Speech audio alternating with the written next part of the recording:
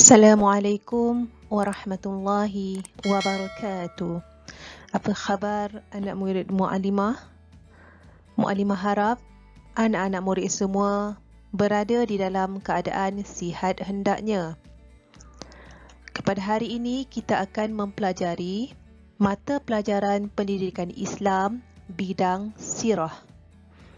Tajuk kita pada hari ini ialah kelahiran kekasih Allah. Kelahiran kekasih Allah.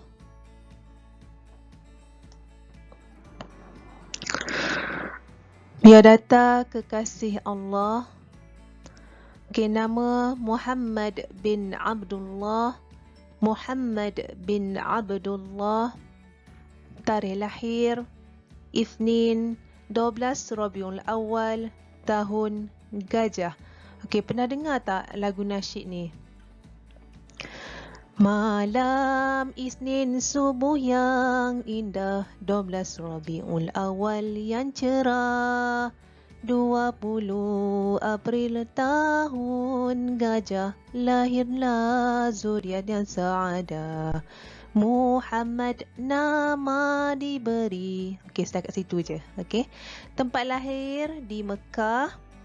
Nabi berbangsa Arab Quraisy. Salasilah Nabi Muhammad sallallahu alaihi wasallam. Bila Mu'alimah sebut sallallahu alaihi wasallam, anak-anak murid kena ikut juga kita selawat kepada Nabi sallallahu alaihi wasallam. Abdul Muttalib berkahwin dengan Fatimah. Abdul Muttalib berkahwin dengan Fatimah. Dapatlah Abdullah. Abdullah ni ayah Nabi. Wahab dan Barrah. Wahab berkahwin dengan Barrah. Dapat Aminah. Aminah ni adalah ibu Nabi. Abdullah dan Aminah berkahwin. Dapatlah Nabi Muhammad sallallahu alaihi wasallam. Tengok ni, kalau yang tanda tambah ni adalah berkahwin, kalau anak panah yang bawah ni adalah melahirkan. Kelahiran Nabi Muhammad sallallahu alaihi wasallam. Apakah peristiwa yang membuktikan kelahiran seorang nabi? Yang pertama, berita kelahiran Nabi Muhammad sallallahu alaihi wasallam telah diceritakan di dalam kitab-kitab terdahulu sebelum kelahirannya lagi. Maksudnya berita kelahiran Nabi ni telah dinyatakan dalam kitab. Kitab tu apa? Kita ni Al-Quran lah. Yang terdahulu sebelum kelahiran Nabi lagi ya. Peristiwa kelahiran baginda amat ditunggu-tunggu. Maksudnya kat sini orang tertunggu-tunggu bila kelahiran Nabi Muhammad sallallahu alaihi wasallam. Yang kedua, pada malam sebelum Nabi Muhammad sallallahu alaihi wasallam dilahirkan, ibunya Aminah melihat cahaya yang amat terang menyinari seluruh istana di negeri Syam. Maksudnya kat sini sebelum kelahiran Nabi, ibunya Aminah melihat cahaya yang amat terang, menyinari seluruh istana di negara Syam. Yang ketiga, Nabi Muhammad sallallahu alaihi wasallam dilahirkan daripada keturunan yang amat dihormati di Mekah kerana mereka merupakan golongan pemimpin dan bangsawan. Mereka juga pemegang kunci Kaabah. Kaabah di mana? Di Mekah kan?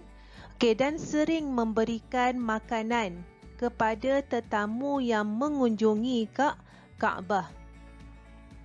Maksudnya kat sini, Nabi Muhammad ni adalah keturunan yang amat dihormati lah. Golongan bangsawan lah. Pemimpin dan bangsawan. Dan Nabi Muhammad ni, keturunan Nabi Muhammad ni adalah dia pemegang kunci Kaabah yang sering memberi makanan, maksudnya rajin bersedekah lah, kepada tetamu yang mengunjungi Kaabah. Kaabah di Mekah. Keempat, Nabi Muhammad sallallahu alaihi wasallam merupakan seorang anak yatim. Okey, Nabi anak yatim ya. Okey, bapanya meninggal dunia ketika baginda masih dalam kandungan. Maksudnya Nabi Muhammad sallallahu alaihi wasallam tidak pernah melihat wajah ayahnya ya, ayahnya yang bernama Abdullah. Okey, apabila dilahirkan, maksudnya masa dilahir tak dapat tengok wajah ayah dia lah. Okey, datuknya Abdul Muttalib membawa baginda ke Kaabah dan menamakannya Muhammad. Okey, bermaksud yang terpuji. Nama itu tidak pernah digunakan dalam masyarakat Arab pada ketika itu. Okey, masa baginda lahir, baginda lah orang yang pertama menggunakan nama Muhammad. Sebelum tak ada orang nama Muhammad. Kelima, sebagaimana adat masyarakat Arab, Nabi Muhammad sallallahu alaihi wasallam juga dibesarkan di sebuah perkampungan bernama Bani Sa'ad. Di sana, baginda disusukan oleh Halimah bintu Abi Zu'aib, Halimatus Sa'adiyah. Okey, Halimatus Sa'adiyah ni adalah ibu susuan Nabi ya. Okey, udaranya yang segar membantu pembesaran Nabi Muhammad sallallahu alaihi wasallam dengan sihat. Okey, Nabi Muhammad sallallahu alaihi wasallam merupakan kanak-kanak yang disayangi dan disegani kerana akhlak baginda yang mulia. Maksudnya baginda ni mempunyai akhlak yang mulia. Walaupun dia kanak-kanak, orang segani dengan Nabi sebab Nabi ni akhlak yang mulia. Keberkatan juga telah melimpahi kehidupan penduduk kampung sejak kedatangan Nabi Muhammad sallallahu alaihi wasallam. Kepentingan penyusuan Nabi Muhammad sallallahu alaihi wasallam di perkampungan. Okey, yang pertama suasana kampung. Okey, Nabi fasih bahasa Arab. Maksudnya mahirlah berbahasa Arab ya. Okey, yang kedua udara dan budaya hidup yang sihat. Duduk kat kampung kan sihat kan, tak ada cemar udara. Kalau duduk kat bandar, macam-macam udara kan. Macam kita kat sinilah, kalau duduk kampung tenang je. Kalau di bandar macam-macam kan, pencemaran banyak sangat, bunyilah apalah kan.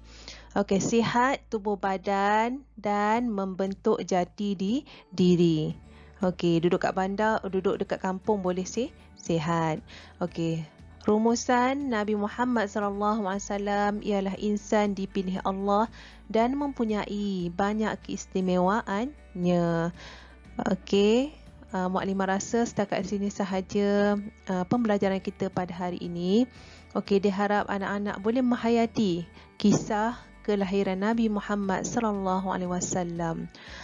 Okey, setakat alhamdulillah. Terima kasih.